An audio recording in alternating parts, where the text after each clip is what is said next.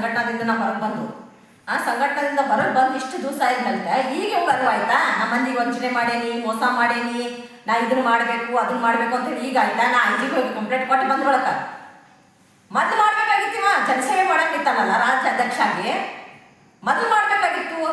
ಈಗ ಅಲ್ಲಿಂದ ಮ್ಯಾಗಿಂದ ಬುದ್ಧಿ ಬಂದ್ರೊಳಕ ಯಾಕೆ ಮಾಡತಾನು ತಾವು ಉಳ್ಕೊಳಕ ಮಂದಿನ ಬಲಿಪಶು ಮಾಡತಾನ. ಅವನ ಕಡೆ ಏನ್ರಿ ಡಾಕ್ಯುಮೆಂಟ್ಸ್ ಇದ್ರೆ ಕಾನೂನುಬದ್ಧವಾಗಿ ಬಾ ಅಂತ ಹೇಳ್ರಿ. ನಾನು ಹೋರಾಟ ಮಾಡಕ್ ಸಿದ್ಧಾಗೇನಿ. ಯಾಕ ಮಾಡಕ್ ಹಾನಿ ಹೆಣ್ಮಗಳಿಗೆ ಮಾಡಕ್ ಬಂತಂದ್ರ ಜೀವ ಹೋಗುತ್ತಾಗ ಬಡ್ದಾಡ್ತಾಳೆ ಮಾಡೇನಿ ಬೆಂಗಳೂರು ಐಜಿಯಲ್ಲಿ ಅದನ್ನ ಹೇಳ್ಬೇಕು. ನಾ ಕಂಪ್ಲೇಂಟ್ ನಾನು ಐಜಿ ಕಡೆ ಕಂಪ್ಲೇಂಟ್ ಕೊಟ್ನಿ. ಅದು ಮಾರ್ಕೆಟ್ ಪೊಲೀಸ್ ಸ್ಟೇಷನ್ ಬಂತು.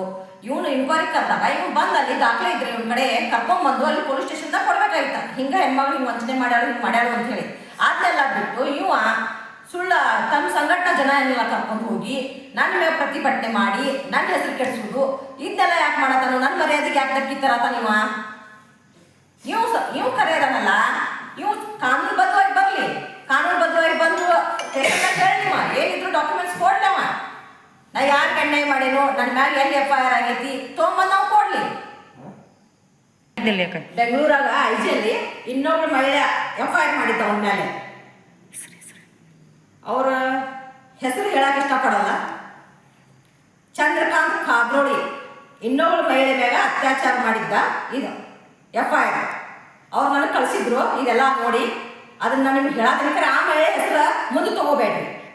ಅದು ಮುಂದಾಗಿಲ್ಲ ಯಾಕಂದ್ರೆ ಎಲ್ಲ ಗಂಡುಳರು ಮನೆ ಸಮಸ್ಯೆ ಯಾರು ಚಂದ್ರಕಾಂತ್ ಕಾಬ್ರೋಳಿ ಅವರಿಂದ ನನಗೆ ಅನ್ಯಾಯ ಆಗೈತಿ.